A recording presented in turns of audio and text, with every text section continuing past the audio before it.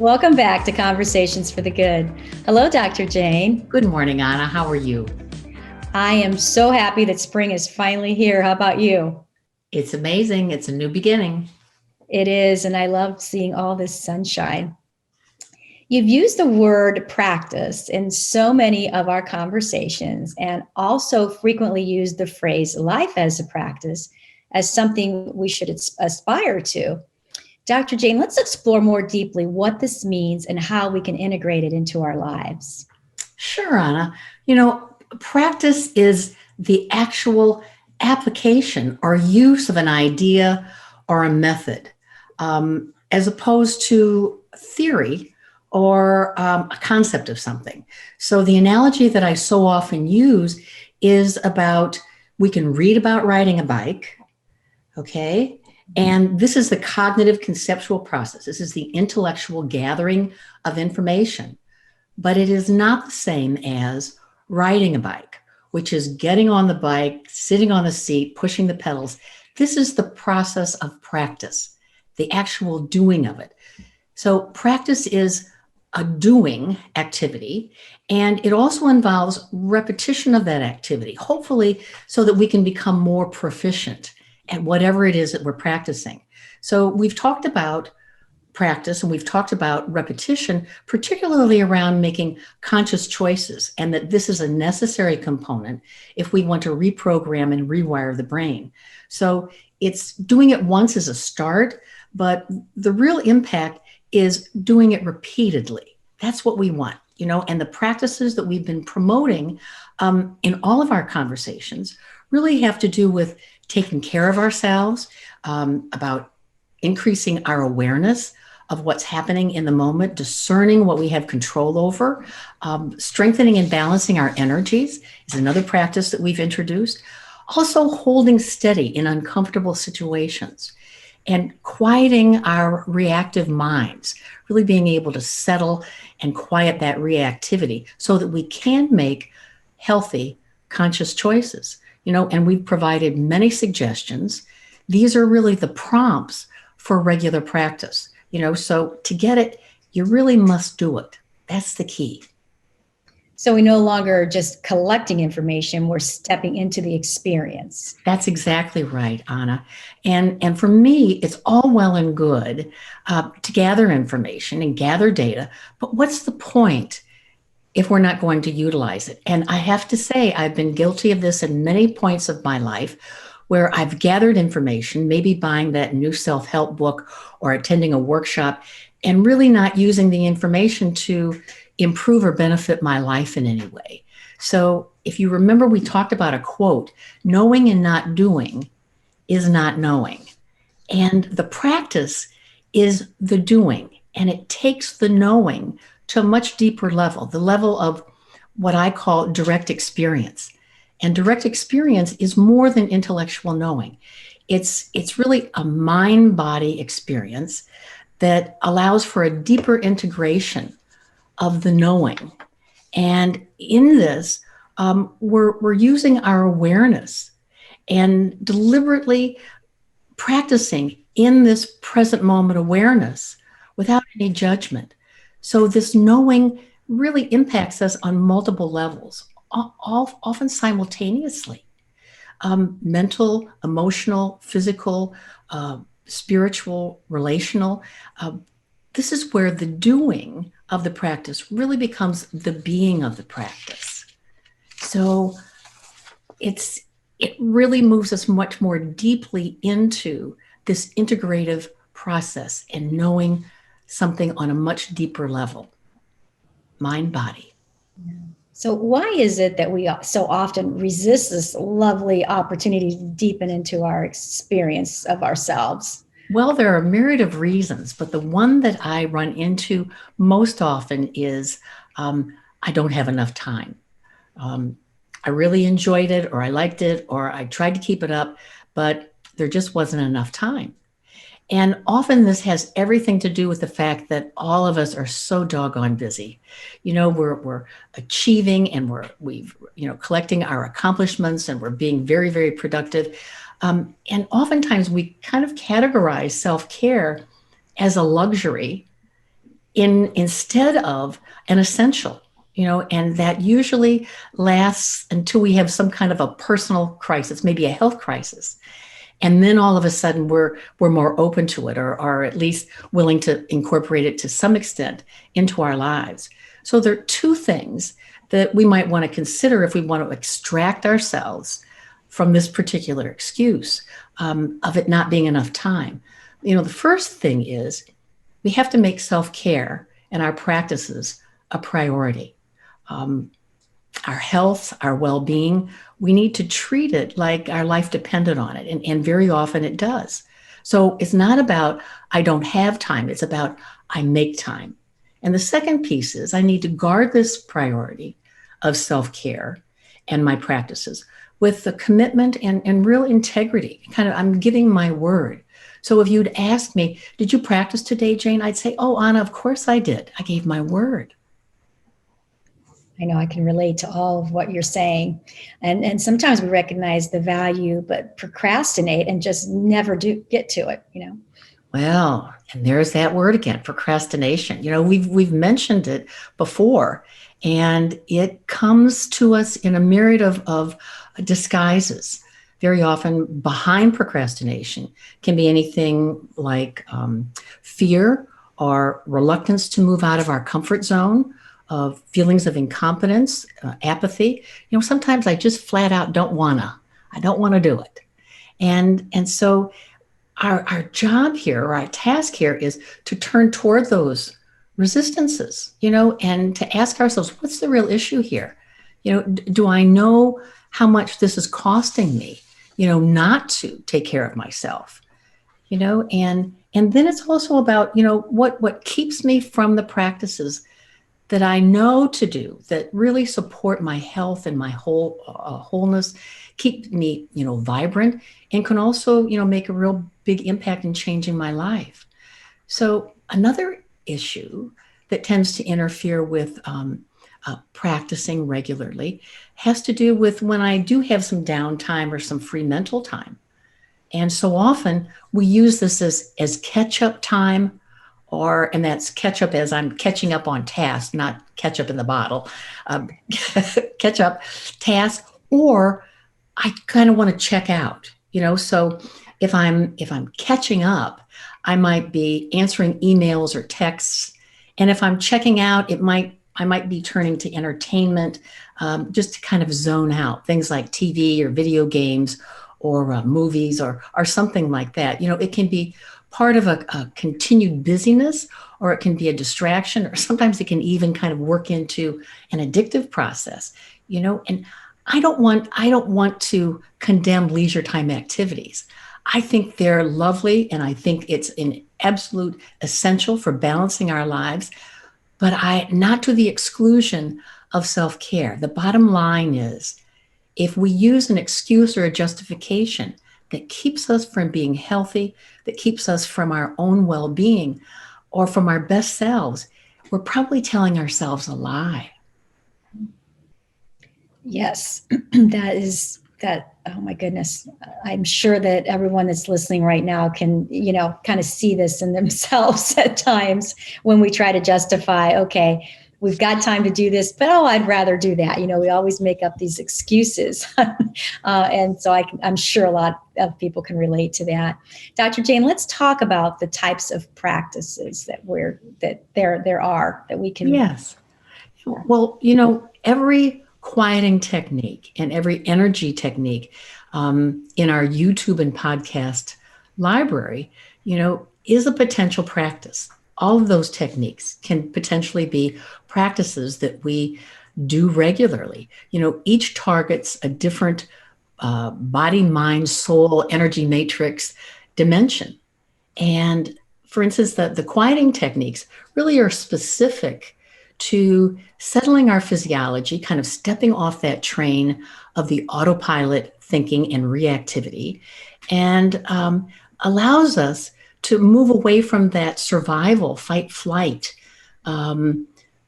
reactivity that we can so often get into, and really keep us on that path to use our more sophisticated, evolved brain, the cortex and the prefrontal cortex. So this is where, in using that part of our brain, that more sophisticated part of our brain, we're actually able to operate out of healthier modes of thinking and feeling and behaving. And this enables us to make the healthy, conscious choices that we've talked so often about that rewire the brain. And the energy techniques that we've been talking about um, are so important to keep the multi-dimensional energy matrix that we each operate out of strong and balanced and flowing. And practicing these techniques can really help us really step out of that stranglehold of negative reactivity, negative thinking and feelings. And along with that, our energy is renewed and we feel more balanced. It nourishes the organ systems. So it's really promoting health and wholeness in that whole body mind integrative way. The techniques target different issues and each require different amounts of time. I'm curious as to how to make best use of those tools, or I should say these tools. Sure, sure. Well, all the techniques that we've offered are fairly short. So the key is often to create a routine by beginning with one or two techniques and weave them into our current daily schedule. So, for instance, we've talked about the techniques that really together, there are about 6 of them, that together offer us a daily routine to balance and strengthen the energy system in the energy matrix. Things like the 3 thumps, the Wayne Cook or the modified Wayne Cook, the cross crawl, the crown pull, and that zip up and hook up. All of those are less than a minute to do. So one of the things we can do for a regular practice is start with one. Start, for instance, with the 3 thumps and do it for 5 to 7 days, right? Do it for 5 to 7 days and then incorporate another practice. Maybe we would go to that modified Wayne Cook where we would cross our wrists and we'd cross our ankles and take 3 nice easy breaths and then cross in the opposite direction, 3 nice easy breaths, and go to our final pose of the fingers together, either at the forehead, the heart, or the navel. So we can start small. We can integrate into what we're already doing. And once we have all 6 of those that we've practiced, when we put them together, it'll be less than 5 minutes. So these techniques don't have to be done in one sitting. For myself, I very often, in the course of just getting ready for the day, I will do all of them. Okay. So I'm getting out of bed and I'm doing the 3 thumps, or I'm waiting for the water to boil for my tea. And I'm doing a cross crawl, those alternate hands to knees. So it really is about practicing the technique within whatever we're doing. It doesn't, or if you choose to just set it aside and do all of them, that's great too. But it really can be woven into what we're already doing. I also practice techniques when I'm on the phone, on hold, standing in line, in traffic, anytime where I'm having to wait, is a good time for me to do some energy tapping or the 3-minute breathing space or soothing the triple warmer if I'm particularly frustrated. So those are all things that I can do. I'm there anyway. Might as well incorporate a little self-care. I usually reserve the body scan and the relaxation response for bedtime because, again, that's a soothing kind of a technique, a soothing kind of a practice that allows me to kind of move into, the sleepfulness of the evening.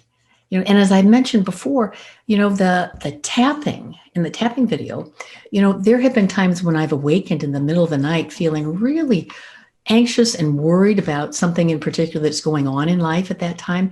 And honest to gosh, the emotional freedom technique, the 14 meridians, eye rolls, humming and counting, those have been a real lifesaver. And I practiced those. I learned how to do those by practicing before I get fully out of bed. I'd sit on the side of the bed and go through that process. And pretty soon it's like I had a body memory of that and could do it anywhere, anytime.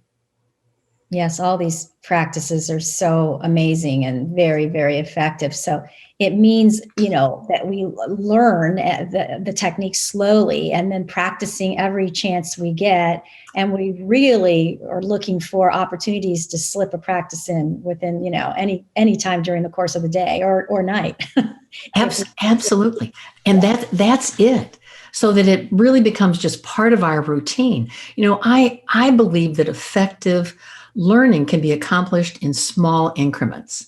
Um, so it's great if we have 20 or 30 minutes where we can do a lengthier practice or a lengthier meditation. But in a pinch, something quick and simple can really do the trick and really anchor us into the technique. So it really becomes ours. Um, and the research says, the studies say that doing these kinds of practices, which are, quieting practices, self-care practices, that really the frequency can be as impactful as the duration. So the fact that I'm doing them throughout my day to settle myself, to quiet myself, has a tremendous impact. And as I say, most of the techniques that we have offered are 2 to 4 minutes. So I often refer to them as nanos, or nano practices because they're so short and sweet, and the other thing to keep in mind is there are a myriad of mundane tasks that we are involved in during the day that can also be elevated to practices. Think about it. I all I have to do is be totally absorbed in peeling that potato, or washing that dish or folding that washcloth, really allowing the present moment to, take it in and feel the pure awareness of my sensory um, self really in that task, whatever it happens to be. So these are nanos as well. And it really addresses that issue of the excuse of I don't have time, because we're making time. We have these short, sweet practices that can be easily plugged into our regular routine. So any daily task, done with full awareness can become a practice. Yes, I've integrated that a lot into my daily routine, and I have to tell you, it has made a significant difference in my life. This encompasses how we use, the techniques as practices. What else is involved in life as a practice, Dr. Jane? Well, I really tend to categorize, all practices, certainly the ones that we've talked about, as either self-care, which are really kind of health and wholeness related, mind, body, spirit related, also awakening and awakening to our best and highest self. So for me, the practices involve all the human dimensions: physical, mental, emotional, spiritual, relational. It's really the full kahuna in the true huna sense of the word, which is healing the whole person. Healing the whole person. Well, let's look at a few of these human dimensions, as you said, and point out practices that self-care and the awakening to our best self. Well, sure. And it's quite a laundry list. But if we start with the mental, what we're talking about is mentally being aware of what I'm consuming, whether that be TV, video games, social media, and be willing to take a time out. Be willing to, as a practice, really develop a space where I'm not into that kind of consumption and just allow myself to see what that feels like, feel the pulse. It's also about mentally learning to disengage from that autopilot thinking, using those mindful techniques and the awareness skills that we've talked about, being able to watch our thoughts without being fully engaged in the drama or fueling the drama. The other piece mentally that can be a lovely practice is what's known as cognitive restructuring, which is really just kind of reframing the negative take that we might have on a situation or an idea, and it's also about changing our habits, our beliefs, being willing to challenge and look at, what is working for me, what doesn't work. Am I willing to take in alternative worldviews? Maybe recognize the lenses that I see the world through, that I see myself through, really aren't working for me currently. So that's really kind of a piece of the mental that we want to be involved in our practices. And moving to emotional, emotional really is about practicing sensing, sensing into our bodies, sensing into the emotions and when they occur, where they're located in our body, where they register in our bodies, learning to tolerate and turn toward discomfort so that we can better understand the relationship between those emotional reactions, my thoughts, my feelings, my backstory, really getting to know ourselves on a deeper level. It's also attending to our heart. That's a big piece of our emotional practice. And attending to our heart can be sometimes we just need to cathart, we need to release. Crying can be a lovely release. It can be painful, but it can also be a cleansing and a release.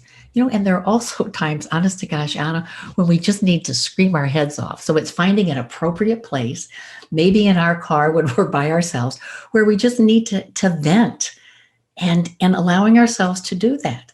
Also learning heart meditations. Things like the heart from the Heart Math Institute or the loving kindness meditation that we've introduced. And it's also about practicing self-compassion along with the compassion and empathy that we're so good about extending to others. And when we talk about physical practices, that bottom line is movement is healing. So it's get up and move. Listen to the wisdom of the body. Be mindful of the substances and the quantities of substances that we consume. Keep the senses clear and clean. That has everything to do with our environment and what we consume. Be mindful of our breathing. Really learn how to exhale fully. As I've mentioned before, most of us are reverse breathers. We keep about a half of a tank or 3/4 of a tank of stodgy old air in our lungs, and never really exhale fully. So focus on the exhale so you can really replenish that oxygen supply. This also aids in the relief of stress because we're triggering the relaxation response that's attached to the autonomic nervous system, the parasympathetic part in particular. And so it allows us to calm and soothe ourselves. And when we talk about spiritual practices, this is about seek the silence, practice gratitude, be open to the innate need that we all have to have meaning and purpose in our lives and kind of how we are and what we're doing in this vast universe. It's also about tending to balance and serenity in our lives and seek to know our true self, seek to know our highest self. And also, meditation can be enormously spiritual because it allows us to move into the silence. We can really cultivate moments of gratitude and meaning and serenity and truth, along with the balance that it offers. And the last practice dimension that I'd like to talk about is the relational. And this is about what did I learn from my family of origin, the structure and how relationships are structured, what we get from them. Is it helpful or do I need to make some changes with that? Because not all of us were brought up in healthy relationships within our families. And it's being able to identify that. Also taking a look at who is my tribe, because sometimes that's my family of origin. Sometimes it's a family of choice, friends and colleagues. The key is who is safe. Who do we trust? Who do we not trust? And who has our best interests at heart? And that's always an interesting dimension in looking at the relationships to really see what the ingredients are. The other piece is owning where we fall short in relationships. What do I need to do to improve? And who do I owe amends to? Sometimes it's like we tuck those away, or also what grievances do I need to resolve or let go of? What's continuing to keep me a prisoner? And that pretty much sums up the categories of of practices. It's a lot. It's quite a laundry list. It is. It is quite the laundry list, but these capture the scope of being aware and choosing to practice the next right thing. It encompasses every corner of our life. So, thank you so much, Dr. Jane. Really, really enjoyed this conversation with you, and I look forward until our next conversation. Thank you, Anna.